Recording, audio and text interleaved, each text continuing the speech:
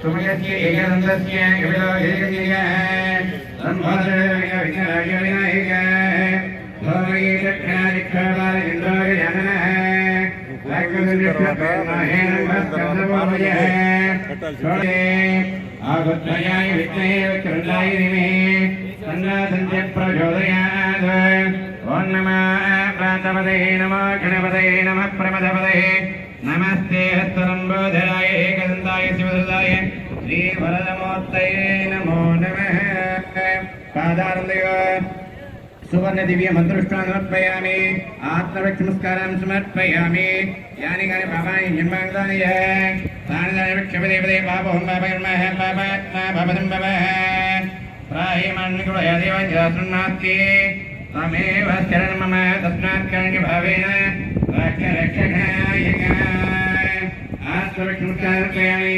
साक्षात्कारान् समर्पयामि क्षेत्रमाधारयामि श्यामलाङ्गीयामि मर्चन्द्रयामि एतंस्नायामि वाचिकयामि हस्तनरयामि गजनरयामि समस्तर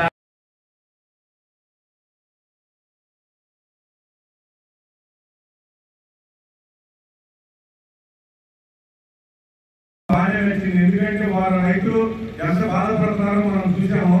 పైగా మన రైతులకి మనం పనిచేసే ఉద్యోగస్తులే మనం సహాయం చేస్తున్నట్టుగా కూడా ఉంటుంది. మనం ఎంతో అంటే వారికి జరిగిన నష్టాన్ని మనం పోడ్చలేకపోయినా కానీ సహాయాన్ని మన రైతులకు మనం చేస్తున్నాం అనే ఉద్దేశంతో 2 రోజులు జీతాన్ని మన బోనస్ నుంచి కట్టేసుకుని వారికి ఇచ్చేసేమని చెప్తున్నాము.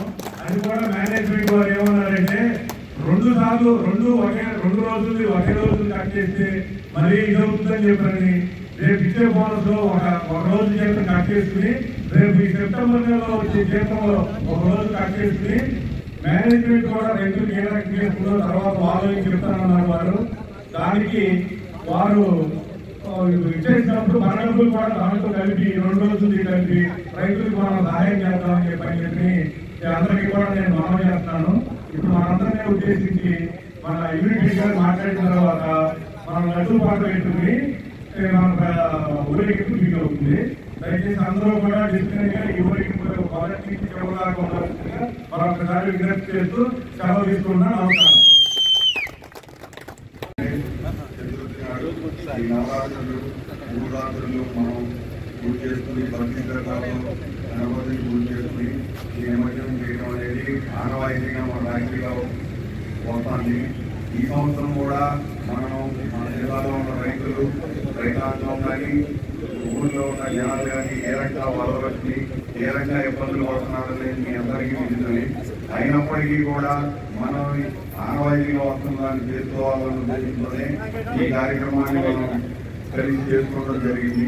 ఈ 3 రోజులు కూడా అందరూ ఉద్యోగస్తులందరూ కూడా అత్యంత భక్తి శ్రద్ధలతో గణనాథుని పూజించారు. బాగా కార్యక్రమం జరిగింది. వాళ్ళ నిమజ్జనం చేస్తున్నాం తెలియజేస్తుంది. నేను మీ అందరికీ రిక్వెస్ట్ చేసేది ఏంటంటే ఇది మనం ఒక ఎంజాయ్మెంట్ లాగానో ఇదిగానో భావించద్దు. దయచేసి గణేశుడిని నిమజ్జనం చేయడం అనేది అత్యంత భక్తి శ్రద్ధలతో చేయాల్సిన కార్యక్రమం.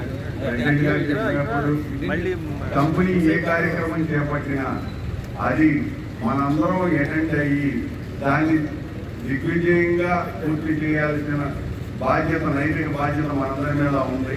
అది మీరందరూ మనసులో పెట్టుకోండి. ప్రతి ఒక్కళ్ళు ఆఫీసరు ఇది లేకుండా ప్రతి ఎంప్లాయీ కూడా కంపెనీ ఏ కార్యక్రమం చేపట్టినా దాన్ని జయప్రదం చేయడం అనేది మన వెనకటి నుంచి వస్తున్న ఆచారం, సంప్రదాయం.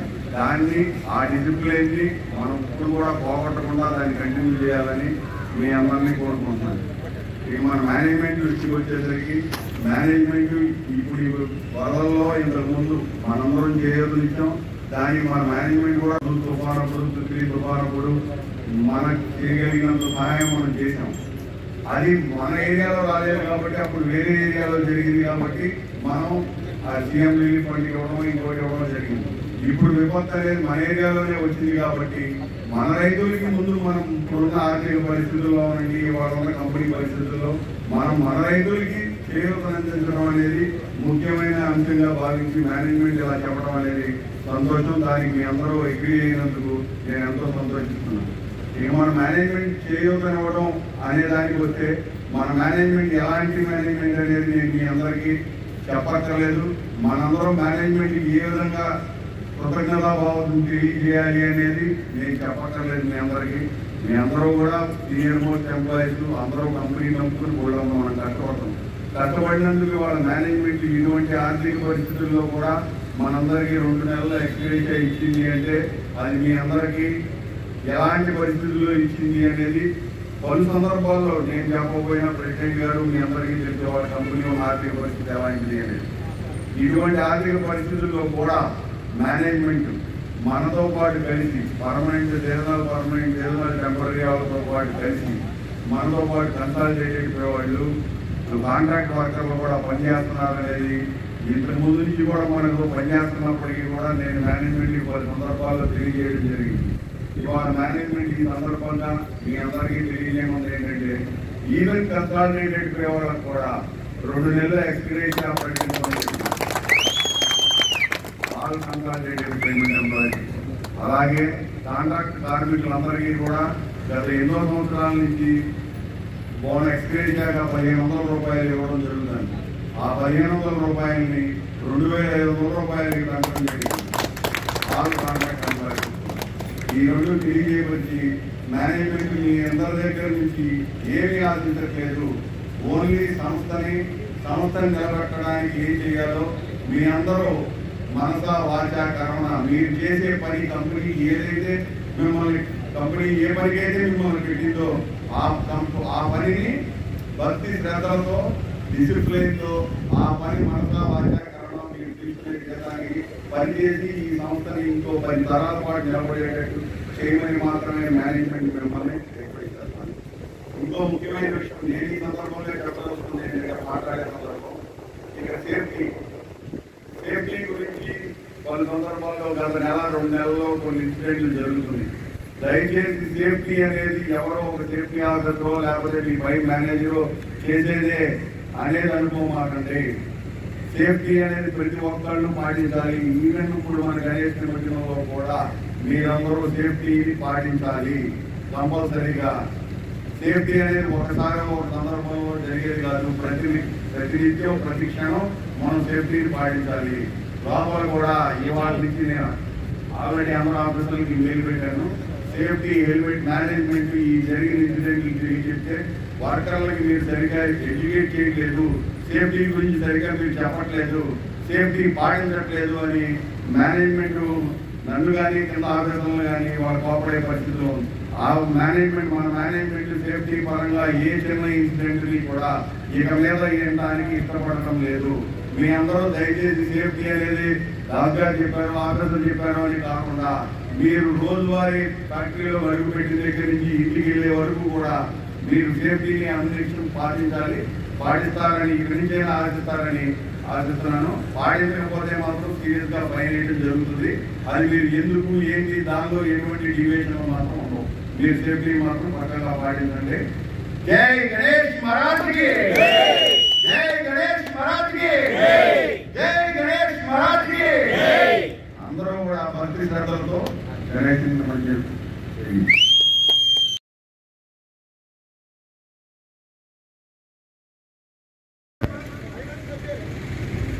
ఫైనాన్స్ డిపార్ట్మెంట్ నుంచి ఎక్కడైనా పర్వాలేదు, డిపార్ట్మెంట్ అయినా పర్వాలేదు, ఫైనాన్స్ డిపార్ట్మెంట్ నుంచి మొట్టమొదటిగా పడిన పాట 10,000 రూపాయలు.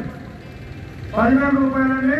10 కేజీల లడ్డు 10,000 రూపాయలు. చెప్పండి సార్. ట్రాన్స్పోర్ట్ రామకృష్ణ గారు 11,000. ట్రాన్స్పోర్ట్ రామకృష్ణ గారు శివరామకృష్ణ గారి పాట 11,000. శివరామకృష్ణ గారు చెయ్యొత్తాలి. 11,000 రూపాయలు. 11,000 రూపాయలు ఒకటోసారి. క్యాంటీన్ గోపి గారు పాటని 15,000 రూపాయలకి పెట్టారు. సో లడ్డు యొక్క పాట ఇప్పుడు 15,000 రూపాయలకి పెంచబడింది. 16,000. సో ఓకే, మరలా ట్రాన్స్పోర్ట్ డిపార్ట్మెంట్ వారు 16,000 రూపాయలకి పాటని పెంచడం జరిగింది. 16,000 రూపాయలు ఒకటోసారి. క్యాంటీన్ గోపి గారు 17,000 రూపాయలకి పాటను పెంచడం జరిగింది. గోపి గారి తరఫున ఒకటోసారి 18,000. 15,000 రూపాయలు. ఈ లోపల ట్రాన్స్పోర్ట్ డిపార్ట్మెంట్ వారు మరలా 18,000 రూపాయలు. ట్రాన్స్పోర్ట్ 18,000 రూపాయలు. ఒకటోసారి ట్రాన్స్పోర్ట్ ఓకే. క్యాంటీన్ గోపి గారు పాటలు 20,000 రూపాయలు పెంచారు. లడ్డూపాటు ఇప్పుడు 20,000 రూపాయలు. క్యాంటీన్ గోపి గారి పేరు మీద 20,000 రూపాయలు ఒకటోసారి. 21. ట్రాన్స్పోర్ట్ డిపార్ట్మెంట్ వారు 21,000. 21,000 ట్రాన్స్పోర్ట్ డిపార్ట్మెంట్ ఒకటోసారి. ట్రాన్స్పోర్ట్ డిపార్ట్మెంట్ 21,000 రెండోసారి. క్యాంటీన్ గోపి గారు 22,000. 23. ఇక్కడ పోటీ మీడియా జరుగుతున్నారు. అందరూ ఇంట్లో ఉన్నారు. ఎవరైనా వెళ్తే పాడేవాళ్ళు ఉంటే అగ్రికల్చర్ డిపార్ట్మెంట్ వారు ఓకే 22,000. క్యాంటీన్ గోపి గారు ఒకటోసారి. 23 అండి. Transport department 23,000. Transport department 23,000. దయచేసి మా ఖాతాలో ఇవ్వాలండి. Transport department 23,000. ఒకటోసారి 23,000. Engineering department 25,000. ఓకే. గోపి గారు 24,000 పడినప్పటికీ ఇంజనీరింగ్ డిపార్ట్మెంట్ వారు 25,000 అన్నారు కాబట్టి ఇంజనీరింగ్ డిపార్ట్మెంట్ జి వెంకటేశ్వరరావు గారి తరఫున 25,000 ఒకటోసారి. 26,000. ఎక్కడ కనపడలేదు. ట్రాన్స్పోర్ట్ సంబంధం లేదంటారు.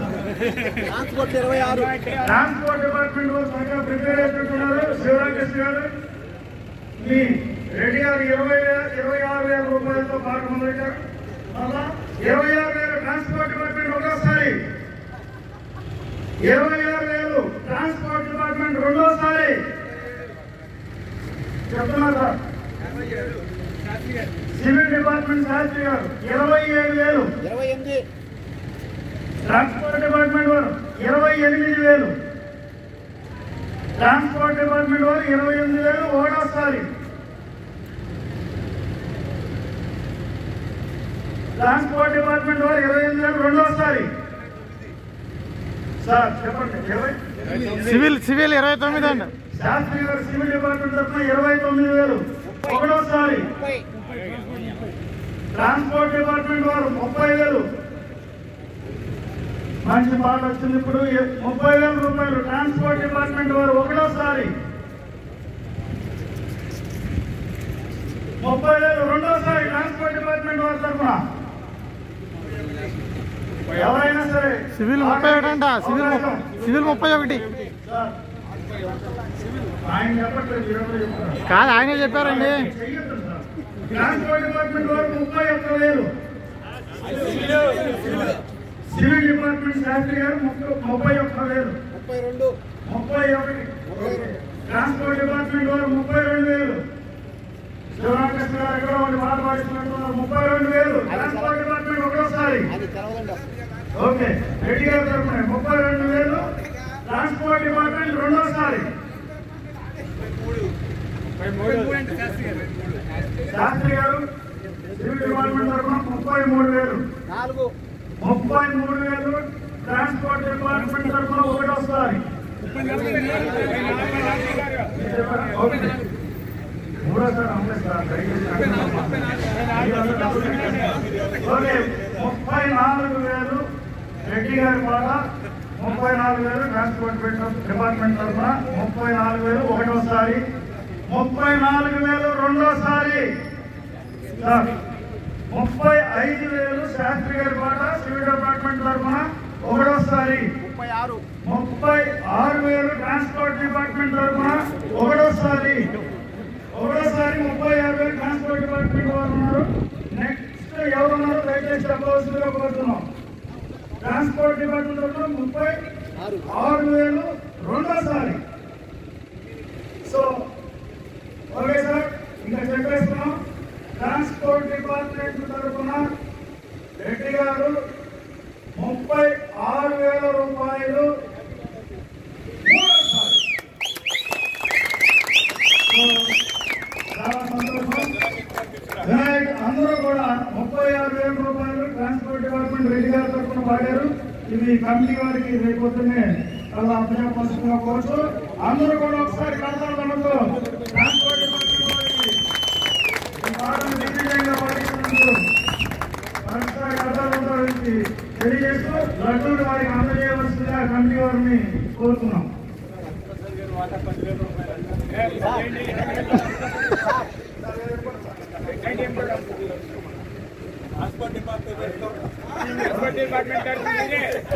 ఏదో నన్ను గుర్తు చేయడానికి